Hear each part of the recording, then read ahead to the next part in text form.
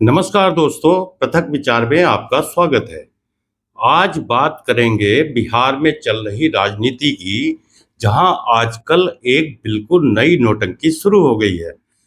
बिहार के मुख्यमंत्री नीतीश कुमार के एक कार्यक्रम में जमकर हंगामा बरपा है। दरअसल नीतीश कुमार ने इस्लामिक टोपी पहनने से मना कर दिया। नीतीश कुमार के कई मंत्री स्टेज छोड़कर भाग गए। इस मौके पर मदरसा शिक्षकों ने जमकर हंगामा बरपाया। दरअसल घटना ये है कि बिहार के मुख्यमंत्री नीतीश कुमार गुरुवार को राज्य मदरसा बोर्ड के एक कार्यक्रम में शामिल हुए थे। इस दौरान उन्हें दी गई इस्लामिक टोपी पहनने से इनकार करते हुए देखे गए, जिसके बाद विपक्ष ने उनकी धर्मनिरपेक्ष साख पर सवाल उठाए। उनकी धर्मनिरपेक्षता को सवालों के घेरे में ला दिया।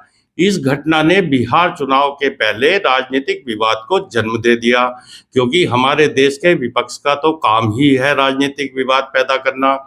क्योंकि नीतीश इससे पहले भी इफ्तार पार्टी और इस्लामी आयोजनों में टोपी पहने देखे गए हैं, तो इस बार नीतीश ने इस्लामिक टोपी पहनने से इनकार क्यों किया? असली हंगामा इस बात को लेकर है। इस देश की विडंबना देखिए कि इस्लामिक टोपी को धर्मनिरपेक्षता की कसौटी साबित किया जा रहा है। यानी तथाकथित धर्मनिरपेक्षता को ढोने की जिम्मेदारी भी एक तरफा कंधों पर लाद दी गई है। ऐसा क्यों? होना तो ये चाहिए था कि वहां मौजूद सारे मुल्ला मौलाना पहले अपने माथे पर तिलक लगा कर आते और उसके बाद नीतीश कुमार को अपनी इस्लामिक टोपी पहनाते, तब तो बात कुछ जमती भी। लेकिन आप खुद दूसरे धर्मों का सम्मान न करो और जबरन दूसरे धर्म के व्यक्ति को अपनी इस्लामिक टोपी पहनाने की जिद करो, और अगर वो आपकी टोपी पहनने से इनकार कर दे तो जमकर हंगामा करो, लोकतंत्र को खतरे में बताओ और धर्मनिरपेक्षता की दुहाई दो। अजीब नौटंकी चलाई जा रही है भाई।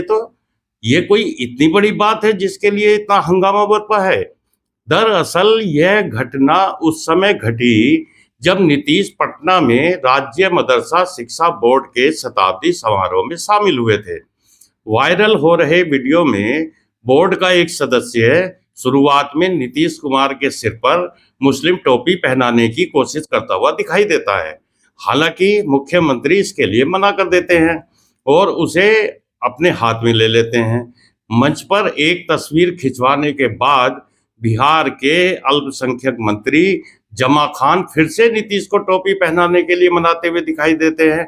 हालांकि नीतीश मना कर देते हैं और टोपी खान के सिर पर रख देते हैं। बस इसी बात पर सारा हंगामा बरपा है। यह घटनाक्रम इसलिए महत्वपूर्ण है क्योंकि यह बिहार विधानसभा चुनाव से कुछ ही महीने पहले हुआ है। राज्य की आबादी में मुसलमानों की संख्या लगभग 18% है और कई सीटों पर उनका दबदबा है। पिछले कुछ वर्षों से नीतीश कुमार इफ्तार के आयोजनों में पारंपरिक प्याला टोपी पहने नजर आते रहे हैं। हालांकि पिछले साल एनडीए में फिर से शामिल हुए नीतीश इस साल मार्च में अपने आवास पर आयोजित इफ्तार पार्टी में अपनी चिर परिचित प्याला टोपी पहने हुए नजर नहीं आए थे, क्योंकि नीतीश कुमार भी जान गए हैं कि बिहार के मुसलमान अब जेडीयू को वोट नहीं करते। नीतीश कुमार ने बिहार के मुसलमानों को बहुत कुछ दिया है, लेकिन बदले में उन्हें बेरुखी के अलावा कुछ नहीं मिला। इसलिए नीतीश कुमार का मुस्लिम वोटरों से मोह भंग होना स्वाभाविक बात ही है। हाल ही में जेडीयू की व्यवहारिक राजनीति ने वैसे भी मुस्लिम समुदाय के एक वर्ग को उनसे अलग थलग कर दिया है। खासकर जब पार्टी ने वक्फ कानून को अपना समर्थन दिया था, यानी वक्फ जो मुसलमानों द्वारा दान की गई वक्फ संपत्तियों के प्रबंधन पर सरकारी निगरानी का विस्तार करता है। इस साल की शुरुआत में नीतीश द्वारा इस विधेयक का समर्थन करने के बाद कम से कम 5 मुस्लिम जेडीयू नेताओं ने पार्टी छोड़ दी थी। यह विधेयक अप्रैल में संसद में पारित हो गया था, लेकिन सुप्रीम कोर्ट ने इस पर आंशिक रूप से रोक लगा दी थी। जेडीयू की मुश्किलें और भी बढ़ गई हैं, क्योंकि चुनाव आयोग द्वारा मतदाता सूची में संशोधन के कारण खासकर मुस्लिम बहुल जिलों में मतदाताओं के मताधिकार से वंचित होने की फर्जी आशंकाएं पैदा हो गई हैं और इसके लिए भी मुस्लिम मतदाता नीतीश कुमार को ही जिम्मेदार ठहरा रहे हैं। कुल मिलाकर लब्बो-लुआब ये है कि नीतीश कुमार ने इस्लामिक टोपी नहीं पहनी, ये कोई बहुत बड़ी बात नहीं है, कोई आसमान नहीं टूट गया है, लेकिन इसे बड़ी खबर बना रहा है बिहार का भिंडी गठबंधन, जिसे मुस्लिम वोटरों के सहारे सत्ता में पहुंचने की उम्मीद दिख रही है और ये घटना उसके बहुत काम की है। इसलिए मुसलमानों को उकसाने के षड्यंत्र रचे जा रहे हैं, बेवजह हंगामा किया जा रहा है, तमाशा किया जा रहा है और ये तमाशा विपक्ष के लिए इसलिए भी जरूरी है क्योंकि उनकी वोट चोरी वाली बात का पूरी तरह से पर्दाफाश होता जा रहा है। राहुल गांधी को चुनाव आयोग ने माफी मांगने या हलफनामे पर हस्ताक्षर कर देने की चुनौती दे रखी है। राहुल गांधी खुद परेशान हैं।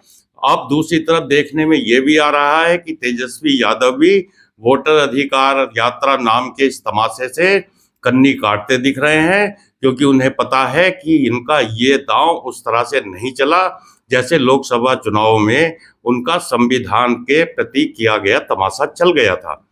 तो इस वीडियो में इतना ही। आपसे निवेदन है कि चैनल को सब्सक्राइब करें, वीडियो को लाइक करें और कमेंट भी जरूर करें। नमस्कार।